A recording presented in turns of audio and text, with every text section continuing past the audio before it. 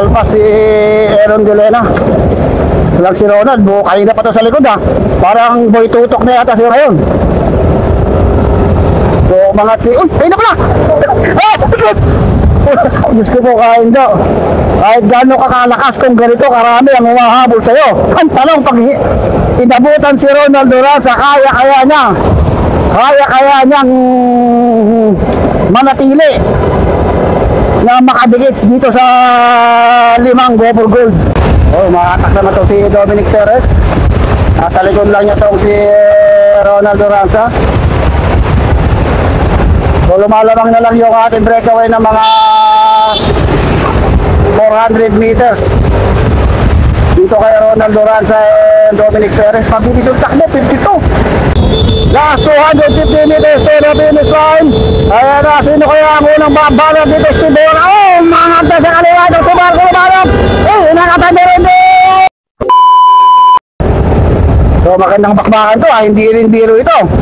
Maganda ang ating papremyo, dapat magpakitang gilas tayo. At ma-entertain naman yung ating mga manonood dito sa Barangay Capas, Binalonan, Pangasinan. So maraming salamat sa lahat ng mga nag-sponsor, sa lahat ng mga organizers dito sa Christmas, parang Christmas race kaya ito, New Year's race na to ha. End of the race. Aaron De Lena, Warren Bordea. So meron tayo 3 pumaparap dito. Sa harapan, Marco Lumanog, Ismael Grospe, Joffrey Tandaan. Joffrey ba to? Si Joffrey Tandaan, Ismael Grospe, and Marco Lumanog andito sa breakaway natin. Nakakalamang na sila ng 100 meters sa ating grupo. O tignan natin kung maghahabol yung grupo sa likod. Baka may naghahabol sa likod. Sino yan? Si Aidan James Mendoza. Walang Navy dito sa harapan ha. Walang Navy dito sa harapan. Meron tayo ito 2 7-Eleven, isang Batang Placido at isang Gopher Gold. Pero may naghahabol sa likuran, 2. Ito na, humaharap na ito isang Team Navy, Steve Hora, Jesus Garcia. Mukhang sabog-baga na kagad itong si Jesus Garcia. Iba talaga ang sipa rin ng mga pro cyclist. Unang bigwasan pa lamang ito ha. Unang bigwasan pa lamang, talaga sumasabog na ang baga. So ito yung ating grupo. Ronald Duranza kumahatak. So Warren Bordeos dito nakabantay, Rustom din. So Ronald Duranza dito lang, hindi pa rin bumabanat itong si Ronald Duranza ha. Katatapos lang yung mag 500 kilometers, pero kasasabi ko palang mangat na kagad sa kaliwa. Sinusunod kagad itong Warren Bordeos. Uy, meron isang Gopher Gold dito, isang Gopher Gold na to. So ito, Rustom Lane. Ito isa, si Warren Bordeos. So ito parang si JP Olap dito ha.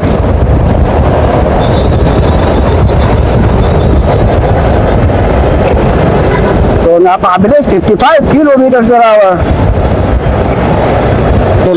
Umangat sa kaliwa na naman si Steve Hora. Ayan na, mukhang maghahabol siya dun sa breakaway. So kumukontrol sa grupo itong si Jerry Capa. Puro pro cyclist ito nasa breakaway natin. So lumamang na sila ng mga 200 meters sa ating peloton.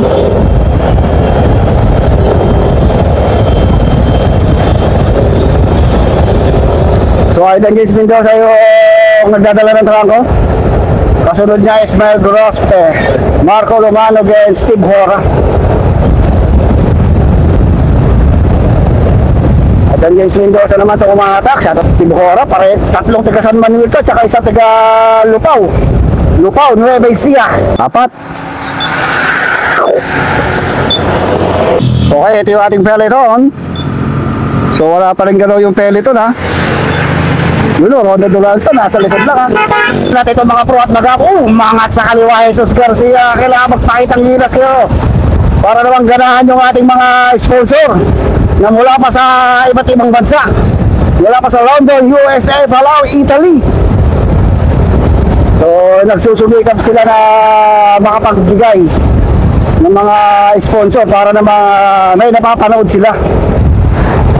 So mga si Jopper Tandaan, Sinan Daniero, sumunod Warren Bordeos, Dominic Perez, andito lang sa likuran ito si Ronald Duranza. Titig natin kung bibigwas na itong si Ronald Duranza. Nakikipagsabayan ka ito dahil kahapon lang, kagabi hanggang gabi ay tumakbo ito ng 500 kilometers. Inabot yata na hanggang alas 10 ng gabi ha. So habulin natin yung breakaway. So apat pa rin ito, Marco Lumanog and Ismael Grospe. Ako, tatlong taga Pangasinan at isa taga Nueva Ecija. Gusto akong magbanatan sa Rimatayan dito itong si Aiden James Mendoza and Steve Hora.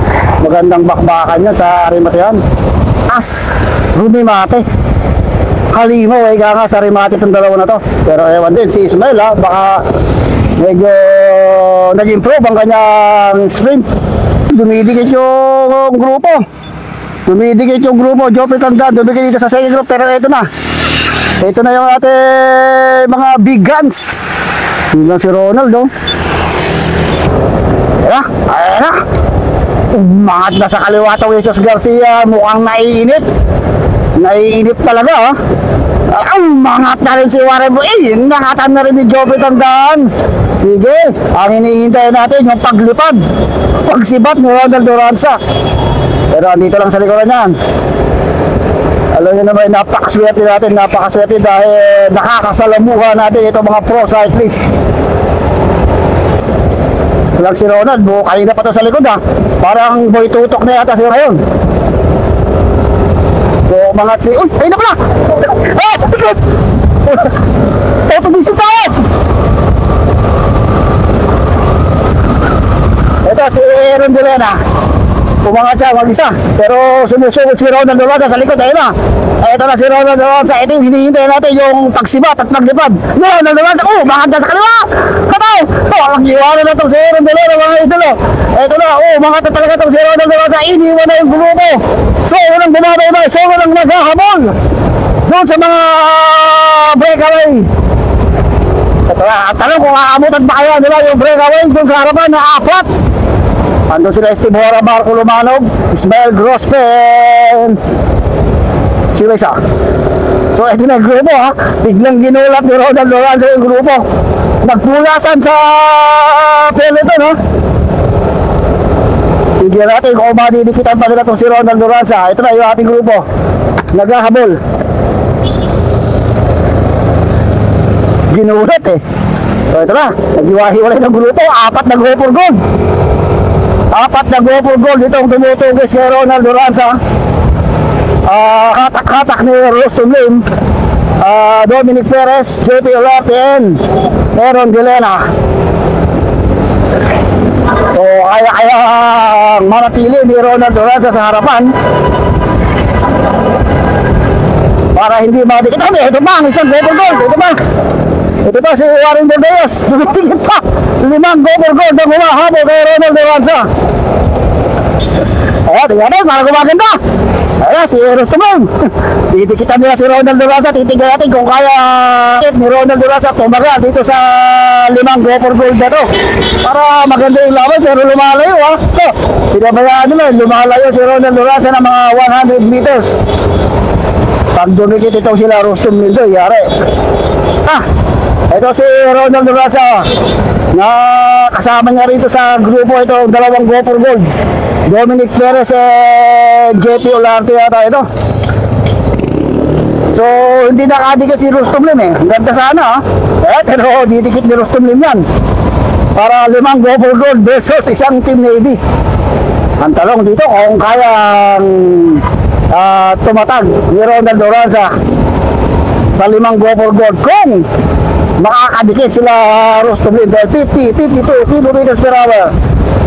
So mamaya natin pupunta yung 4 na breakaway dahil dito sa grupo nagaganap yung magandang bakbakan dito sa peloton. So dito si Dominic Perez, JP Olarte, Ronald Duranza. Mabilis sumatak si Ronald kaya hindi makadikit si Sila Rustum dito sa likod. O, advance ka tayo sa breakaway.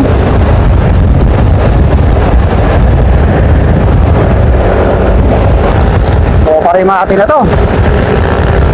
Ito, magandang bakbakan to, ha. Kung magkakarimatihan. Huwag naman sanang magkakaurpuhan para masarap panoorin ng mga sponsor natin. Dahil bakbakan dito ng mga pro cyclists. Ito yung mga hinihintay ng mga nagpapakarera, yung mga magagandang banatan. Marco Lumanov naman yung pumaharap, tumatalikod naman itong si Idol James Mendoza. Sa hula ninyo, sino ang magkakarimatayan dito? Mendoza o Hora? Pero maganda to, basta magandang rimatayan ang mangyayari dito. Ganun din sa grupo sa likod. Yun, hindi na makakadikit sila Ronald Duranza. Dahil mga 600 meters lang lamang, layo na. Napakalas si JP Olarte dito kay Ronald Duranza, Dominic Perez. Mukhang makakadikit pa. Mukhang makakadikit pa. Ang bilis ng takbo nila, 54, oh. 54 kilometers per hour. Samantala yung ating breakaway, 40, 49. Oh, makatak naman ito si Dominic Perez. Nasa likod lang niya itong si Ronald Duranza. So lumalamang na lang yung ating breakaway ng mga 400 meters. Dito kay Ronald Duranza and Dominic Perez. Mabilis yung takbo, 52. Isa-isa pero mabilis, ha. Pagliko doon, kukuha na tayo. Makabulin na natin yung breakaway. Baka mahuli tayo doon sa rimatihan. Yan, matatanong na nila yan.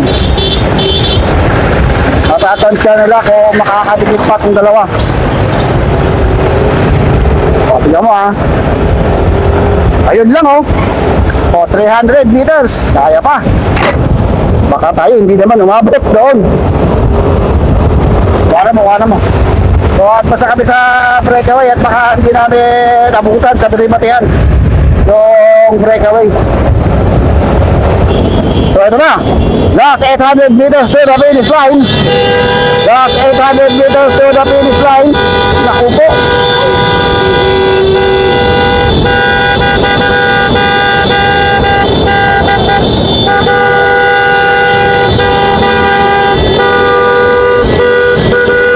Baka dumidikit sila Ronald Duranza, ha, sa likuran. Ayun na, rimatihan na. Okay na. Huwag na kayong kukurap. Huwag na kayong pipikit. Dahil sigurado, hey, matihan to. Tignan mo sila orange ron, hala. Okay na, last 500 meters to the finish line. Sigurado, nagbabaga, nagliliyab na rimatihan ang mangyayari dito. Huwag kayong kukurap, huwag kayong pipikit dahil sa isang kinip nyo lang. Hindi nyo makikita kung sino unang tatawid sa atin sa finish line. Battle of the Sprinter to. Steve Hora ng team ni Idol James Mendoza ng Go for Gold. At saka itong dalawang 7-11. Ayun na mga idolo. Steve Hora yung nasa harapan. Mukhang si Marco Lumanog ang babanat dito. Inatansya na kung gano'n pa kalayo. Ito na. Huminga na kayo ng maraming. Ito na. Last 250 meters to the finish line. Ayan na. Sino kaya ang unang babanat dito? Steve Hora. Oh, mga sa kaliwa. Ito si Marco Lumanog. Eh, nakatanda rin din. Idol James Mendoza! Idol James Mendoza! Present Marco Lumanog! Humahabol na! Humahabol sa Idol James Mendoza! Di ba pa siya si Marco Lumanog? Idol James Mendoza! Marunong mag-hori!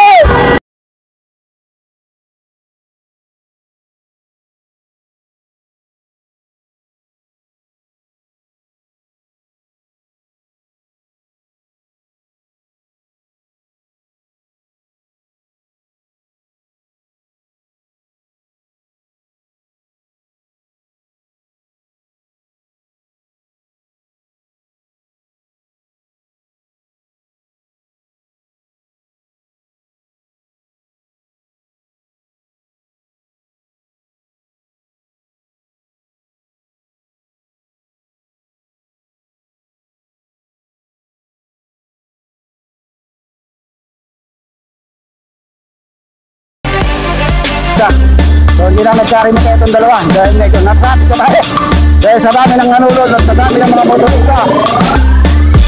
Ayun, so congrats sa mga nanalo si Aidan James Mendoza.